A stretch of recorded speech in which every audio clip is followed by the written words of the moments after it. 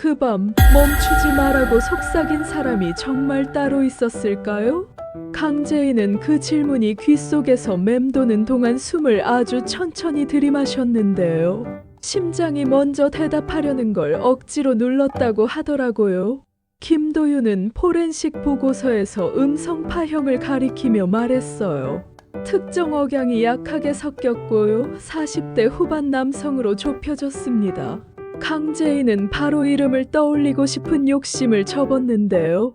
내가 악역을 먼저 정하고 증거를 끼워 맞추면 어떡하죠? 그 말에 김도윤이 짧게 웃으면서 그래서 우리가 숫자와 시간으로 확인하자고요 라고 답했죠. 화재 진실이 드러난 뒤로 모두가 방향을 잃은 듯 했는데요. 방향을 먼저 찾은 사람은 의외로 강승우였어요. 강승우는 자책 금지 엄마 산책 루틴을 노트 첫 장에 적어 붙였고요. 최자영 곁에서 하루 3번씩 체크를 했더라고요. 아침엔 일광욕, 점심엔 사진 한 장, 저녁엔 같은 이야기 다시 듣기. 강재인은 그 노트를 보다가 마음이 조금 단단해졌다고 했어요. 집을 지키는 건 거창한 결의가 아니라 이런 소소한 반복이더라고요. 강세리는 더 단단한 표정으로 태호를 만났는데요. 두 사람 사이에는 늘 황지호가 앉아 있었죠. 태호는 지호가 진실을 미움으로 배우지 않게 해야 한다고 했고요. 강세리는 지호가 상처를 모양으로 배우지 않게 해야 한다고 했어요. 말은 닮았는데 방향이 달랐고요. 방향이 다른 말은 결국 길을 갈라놓더라고요. 그 길 앞에서 태호는 한 발짝, 강세리는 숨을 들이켰습니다. 둘 다 알고 있었어요. 지금의 한 발짝이 나중에 균열이 된다는 걸요. 그 사이 강미라는 회개의 빈칸을 메우고 있었는데요. 강미란의 책상엔 얇고 긴 내역서가 층층이 쌓였고요. 도민준이 옆에서 첫 페이지에 오염을 닦아냈죠. 얇고 자주 빠져나간 돈의 길이 보였고요. 그 길의 끝에서 윤 비서의 계좌가 깜빡였어요. 도민준이 한마디 얹었죠. 얇고 자주가 제일 무섭습니다. 티가 안 나게 하려는 의지니까요. 강미라는 고개를 끄덕이며 이사회 소집을 예고했는데요. 서류의 마지막 줄에 조용히 밑줄을 그었어요. 반복은 흔적을 남긴다. 숙자는 돈을 잃은 충격에서 겨우 깨어났는데요. 눈을 뜨자마자 첫 말이 돈 말고 사람이었다고 하더라고요. 황기만은 그 말을 듣고 고개를 숙였고요. 도유경은 병실 창문을 열어 환기를 시키며 밥, 참, 손부터 챙겨요라고 했죠. 황기찬은 그 장면을 일정표 보듯 스쳐 지나갔는데요. 매끈한 시선이 오히려 사람들의 속을 뒤집어 놓았어요. 사람은 결국 습관이 나오는 자리에서 드러나더라고요. 황기찬의 습관은 먼저 안심시키고 세부를 흐리는 방식이었죠. 공개 청문회가 열렸을 때 강재인은 길게 말하지 않았는데요. 저는 강재인이고요. 오늘은 어머니 최자영의 이름을 제자리로 돌려놓으려고 왔습니다. 그 한 문장이 공간의 온도를 바꾸더라고요. 김도윤은 음성 분석과 블랙박스 보조 카메라의 궤적을 간결하게 겹쳤고요. 강미라는 반복되는 자금 흐름을 그래프로 담았어요. 사람들이 숫자에 빠져들려는 순간 강승우가 일어나 아주 일상의 언어로 막아 세웠죠. 어제도 엄마가 같은 방을 못 찾아서요. 문에 색깔 스티커 붙여놨거든요. 자백의 무게가 의학적 사실과 생활의 장면 앞에서 조용히 바뀌었고요. 몇몇은 그 자리에서 눈을 비볐어요. 질문은 곧장 본론으로 갔는데요. 그 밤 멈추지 말라고 말한 사람이 누구였습니까? 모두의 시선이 윤 비서에게 모였죠. 윤 비서는 처음엔 저는 전달만 했는데요를 반복하다가 계좌 흐름과 통화 시간이 겹치는 지점에서 말을 더듬었어요. 그때 윤 비서의 눈동자가 아주 잠깐 위로 올라갔고요. 그 위쪽에 누구를 떠올렸는지 본인만 알게 됐죠. 이름은 끝내 나오지 않았는데요. 확정이 너무 빨리 떨어지면 진실을 놓치게 된다는 걸 모두가 알고 있었거든요. 청문회가 끝나기 직전 추가 보조 카메라가 도착했는데요. 같은 목소리, 같은 명령, 그리고 짧은 욕설 한 토막이 붙어 있었어요. 멈추지 마 계획대로. 두 단어 사이에 호흡이 걸려 있었고요. 그 호흡이 마치 가위처럼 시간을 잘라냈죠. 강재인은 그 소리를 듣는 순간 마음속에서 오래 눌러놓았던 질문이 고개를 들었대요. 정말 우리가 생각하는 그 사람일까요? 아니면 늘 그림자였던 다른 누구일까요? 김도윤은 섣불리 답하지 않았고요. 대신 다음 증거로 밀어붙이죠라고 낮게 말했어요. 그날 밤 집으로 돌아와 강재인은 최자영의 손을 잡고 한동안 가만히 있었는데요. 최자영이 조용히 물었죠. 비가 오니? 강재인은 미소 지으며 이제 그쳐가요라고 답했어요. 그 대답은 날씨가 아니라 마음의 기압에 대한 보고였고요. 강승우는 그 옆에서 루틴 노트를 펴고 웃음 체크칸에 동그라미를 그렸죠. 집으로 돌아오는 길은 이렇게 작은 동그라미에서 시작하더라고요. 며칠 뒤 이사회가 열렸는데요. 강미라는 차분했고요. 도민주는 첫 페이지를 깨끗하게, 마지막 페이지를 단단하게 묶었어요. 황기찬은 늘 하던 미소를 올렸는데요. 오늘만큼은 사진처럼 고정되어 보였죠. 강재인은 짧게 선언했어요.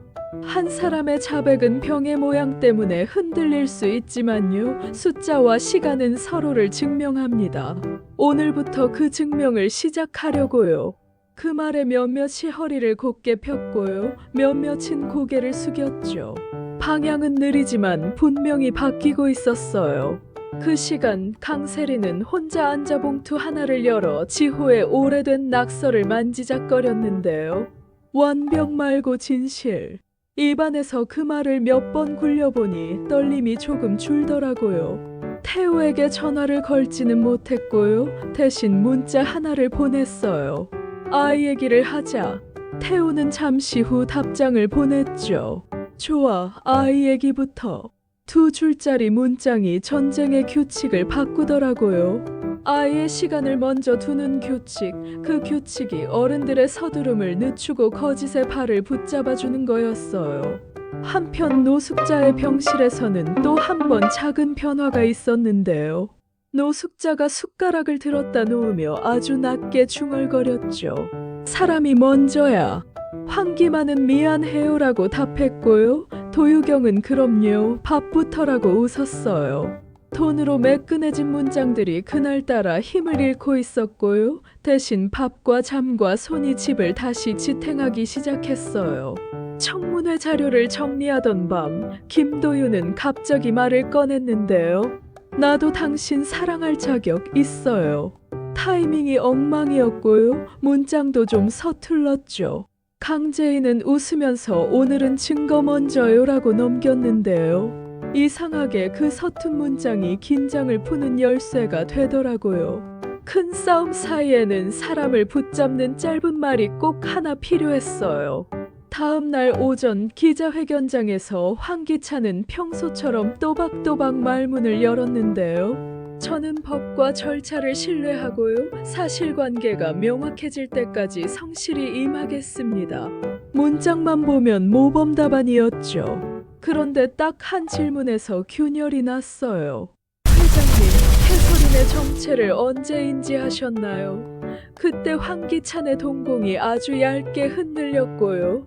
마이크를 쥔 손가락 관절이 하얘졌어요. 사람은 큰 비밀 앞에서 가장 작은 근육이 먼저 반응하더라고요.